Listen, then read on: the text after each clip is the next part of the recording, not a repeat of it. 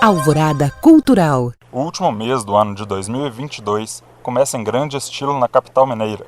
No dia 1º de dezembro, os palcos do Grande Teatro do Palácio das Artes recebem o show inédito Frejá Trio, em que o icônico artista carioca se apresenta ao lado do filho, Rafael Frejá, e do guitarrista e companheiro de estrada Maurício Almeida. Na apresentação, o trio investe em grandes sucessos que prometem encantar e emocionar o público. Entre eles, os hits Amor para Recomeçar, Segredos, além de hinos do Barão Vermelho, como Por Você e Exagerado. O show, no dia 1º de dezembro, acontece às 9 da noite e os ingressos já estão à venda na bilheteria do Palácio das Artes e no site eventim.com.br. Para falar um pouco mais sobre essa apresentação, que promete ser histórica aqui em BH, conversa agora com o Frejá. Seja muito bem-vindo. Obrigado por participar aqui do Alvorada Cultural. Obrigado, querido. É um prazer estar com vocês aqui, e falando também para o pessoal que está nos escutando, falando sobre esse espetáculo que a gente está trazendo para Belo Horizonte. Eu estou muito feliz de estar podendo fazer o Palácio das Artes, que é uma sala maravilhosa de tocar, e também para o público de Belo Horizonte, que é um público que eu adoro e que sempre me recebeu muito bem. Esse show tem uma característica bem interessante, assim, porque eu fiz, inclusive no Palácio das Artes, um show de voz e violão, mas eu tocava uma coisa, assim, ele era um complemento para o show que eu fazia com a banda, que era um show cheio de sucesso, um show para dançar, assim, muito para cima, bem festeiro. E nesse show de voz e violão eu fazia um complemento com músicas que eu sentia falta de tocar. Esse show que eu vou apresentar agora já é completamente diferente. Primeiro porque eu estou junto com o Rafael e com o Maurício, o que dá muito mais corpo para a parte musical do show, e eu trabalhei realmente uma grande retrospectiva da minha carreira em termos de músicas que foram importantes durante todos esses 40 anos que eu tenho aí dentro da cena profissional, né? Cantando, compondo. Então tem coisas que eu cantei que ficaram conhecidas na minha voz, tem outras músicas que são, a maioria das músicas são minhas, e a gente acabou achando arranjos e soluções diferentes das originais, e isso está sendo muito bacana, porque você conseguir tocar uma música de uma forma diferente, uma música que você já tocou tantas vezes, né? É um show bem interessante, assim, para mim me parece um toque de novidade dentro do meu trabalho, de frescor. Eu acho que isso também tem muito a ver com o fato do Maurício e do Rafael estarem participando, e eles foram muito dedicados a gente preparar esse show, né? Então tem muito da mão deles no sentido de trazer uma nova abordagem para o meu repertório, né? E a gente estava conversando um pouco antes aqui de começar a gravação, que assim, BH é sempre um palco muito receptivo e que você está adorando estar de volta, né, nos palcos, desde que a gente pôde começar a assistir de novo os shows, né? É verdade, porque assim, com a coisa da pandemia, eu percebi claramente que eu sou uma pessoa de palco. Eu gosto do palco, eu gosto de tocar,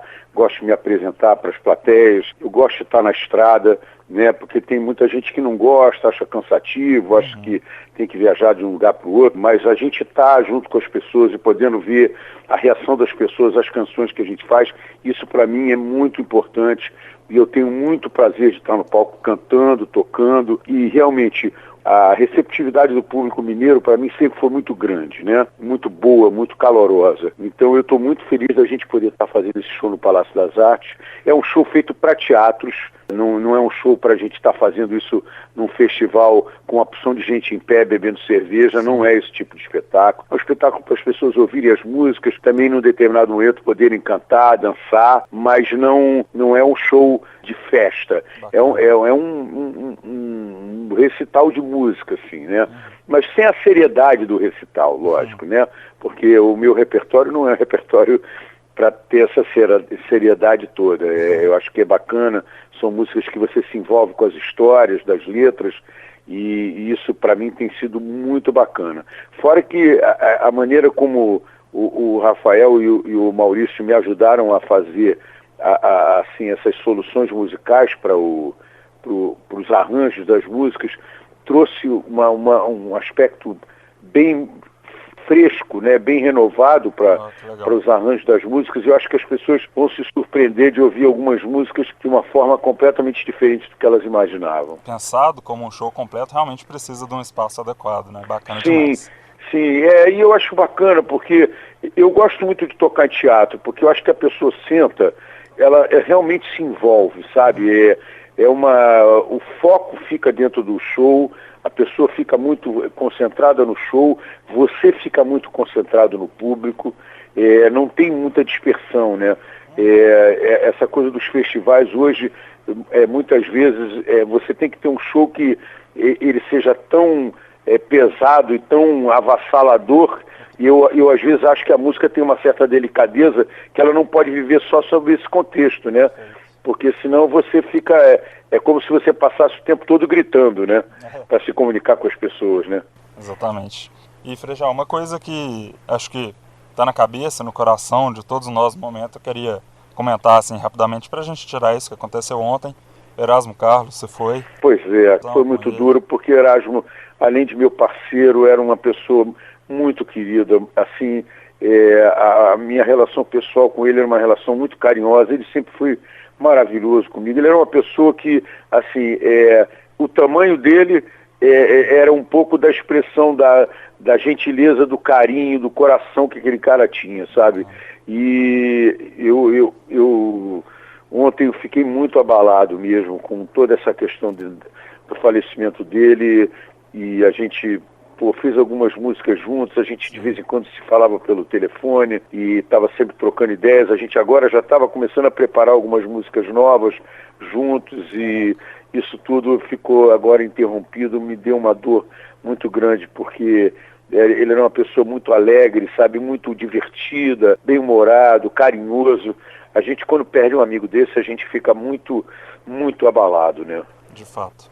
Pensando no início do rock nacional, que tem totalmente a ver com ele, você diria que ele foi uma das suas influências, inspirações na carreira? Não tenha dúvida. Eu costumo dizer que para quem cresceu nos anos 70, como eu, porque eu sou de 62, então os anos 70 é exatamente a minha adolescência e final de infância e adolescência. Você tinha basicamente como uma referência de rock and roll Erasmo, Rita e Raul Seixas. Esses eram os nomes, né? E os Mutantes, né? Porque a Rita tinha vindo dali, mas ainda tinham os Mutantes um pouco antes dela sair. Então, esses eram os elementos que você tinha ali, fortes de rock como referência, né? E o Erasmo, ele era um cara que tinha várias facetas dentro do que ele falava, né? Desde a coisa ecológica, a coisa mais romântica, a coisa mais rock and roll, ele de comportamento, assim, ele realmente foi um compositor que escreveu sobre tudo que a gente tem interesse em ouvir e que gosta de falar, né? E quem mais te influenciou, assim, só de curiosidade, a começar a tocar, cantar, compor, de nacional, internacional? Eu sempre ouvi muita música desde garoto, então tem muita coisa que está na minha cabeça, mas, assim, algumas coisas foram muito importantes. Os Mutantes foram muito importantes, como eu falei, Rita, Raul, Erasmo. Os Novos Baianos foram muito importantes também, muito importantes. Foram, assim, viraram a minha cabeça. Ver o Pepeu tocando guitarra foi uma coisa que me mostrou como é que existia uma guitarra brasileira. E depois, toda uma coisa de música brasileira mesmo, que eu ouvi bastante, Alceu, Zé Ramalho, Fagner mesmo. Bom, o Clube da Esquina nem se fala, né? Porque é uma coisa muito presente na cabeça de todo mundo. Milton, Gil, Caetano, Chico. Quer dizer, eu tive uma vivência que eu ouvia tanto rock quanto música brasileira, isso falando de Brasil. Sim. E no caso de música internacional, toda a história do rock está na minha cabeça ali, porque eu fui acompanhando a coisa do rock ser uma coisa que funcionava, que tinha uma coisa mais de groove, de dança, que é a coisa dos Stones, dos Beatles, da festa, né? Até a coisa de ter o rock progressivo e depois ter o rock com o jazz rock, o fusion, né? E depois voltar para a coisa mais do punk. Eu acompanhei isso aí tudo para mim faz parte da minha formação musical. Então é muita coisa, se fosse para citar, seria uma barbaridade, né? Muito nome. Mas é lógico, os Stones, os Beatles, Jimi Hendrix, The Who, Janis Joplin, né? Aretha Franklin, coisas mais de soul music, James Brown, Otis Redding.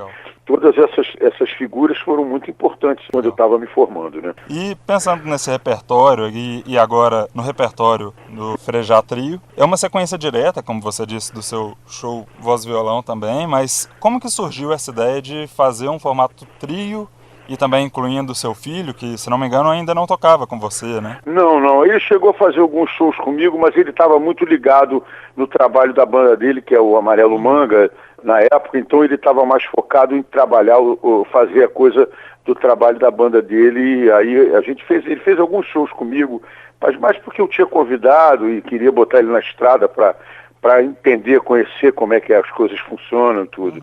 Mas ele, cara, o meu filho, assim, é impressionante, é um músico de mão cheia, assim, é impressionante porque o fato dele estar, assim, perto de tudo que ele pode estar de informação e mistura, somado ao talento que ele tem, a musicalidade dele, deu a ele, assim, hoje é uma pessoa que eu, quando escuto ele falando das coisas, os comentários que ele faz sobre o trabalho, eu fico muito impressionado, porque ele tem uma consciência musical hoje que é muito acima do que eu poderia imaginar e do que até a minha própria consciência musical. Ele ouve coisas que eu não consigo escutar e ele fala, não, isso aí está acontecendo, a gente pode fazer assim, podemos melhorar aqui. E eu acho que esse show, ele veio do Voz e Violão no sentido de que o Voz e Violão me mostrou que eu poderia fazer um show mais forte de voz e violão do que o que eu estava fazendo, no sentido de que o que eu fiz naquele primeiro momento, como eu falei, era um complemento. Era mais uma coisa minha de compositor, de não estar sentindo que uma parte forte do meu repertório não estava sendo exposta.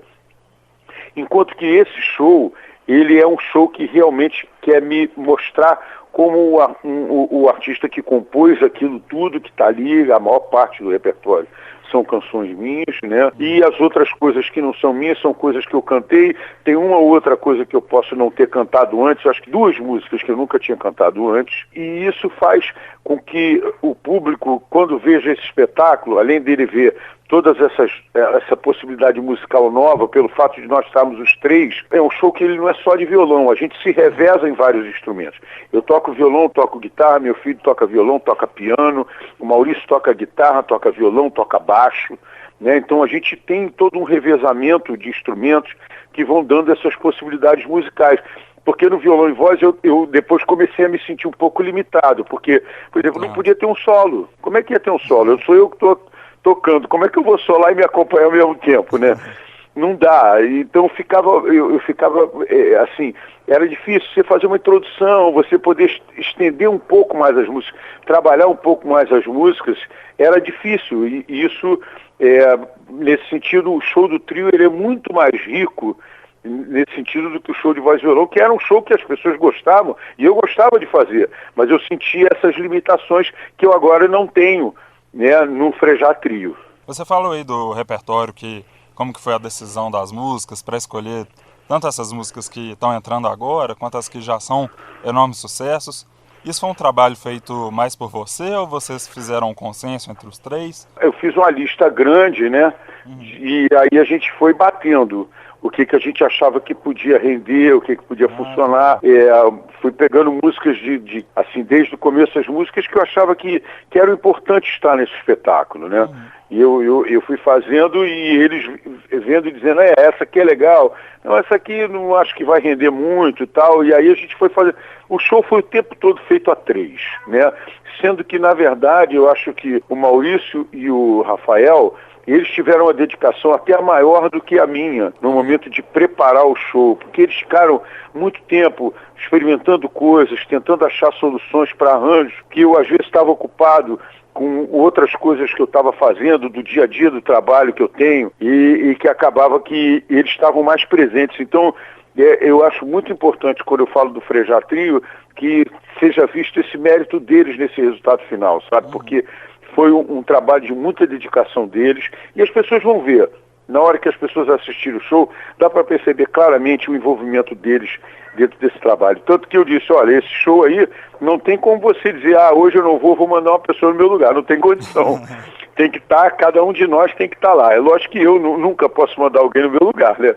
Mas às vezes um músico pode, e nesse caso desse show, não tem como. E uma coisa que eu achei super curiosa, assim, claro, Frejá Trio, o nome é porque são vocês três, mas essa questão de formato trio a gente normalmente remete ao blues, ao jazz. Ao jazz, É, especialmente, né?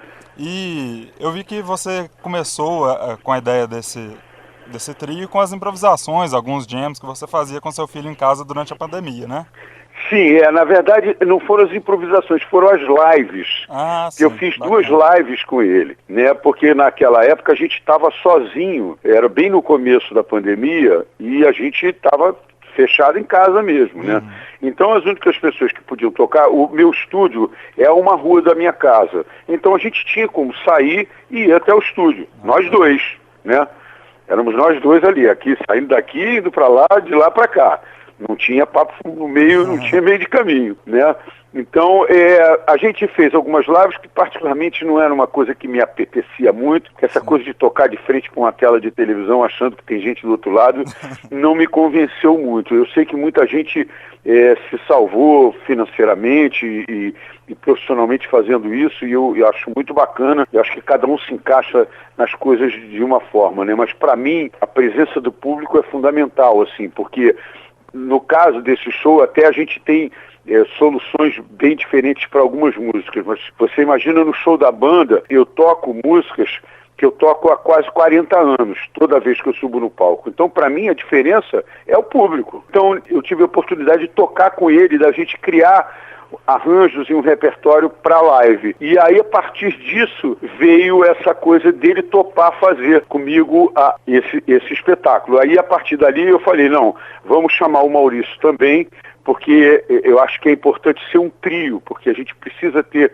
os três instrumentos para a coisa ficar um pouco mais robusta, né? E o show realmente, cara, a gente fez já alguns lugares e a resposta do público tem sido maravilhosa, as pessoas têm gostado muito.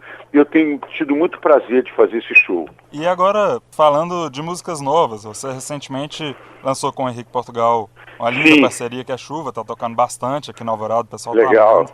Ela é parte de algum projeto novo? Você tem algum trabalho com inéditas vindo aí? Só de curiosidade mesmo. Não, na verdade, eu tenho começado a compor agora, mas eu sou engraçado, rapaz, eu queria tanto compor mais do que eu componho, porque quando eu faço, eu até faço com facilidade, mas eu tenho uma certa dificuldade, eu faço tanta coisa que eu tenho pouco tempo para parar e sentar e compor, entendeu? Olha só. Então, porque quando eu sento lá, falo no estúdio, sento lá e falo, bom, deixa eu pegar aqui alguma letra que alguém me deu, vamos fazer uma música. Pum, sai. Não, dificilmente não sai.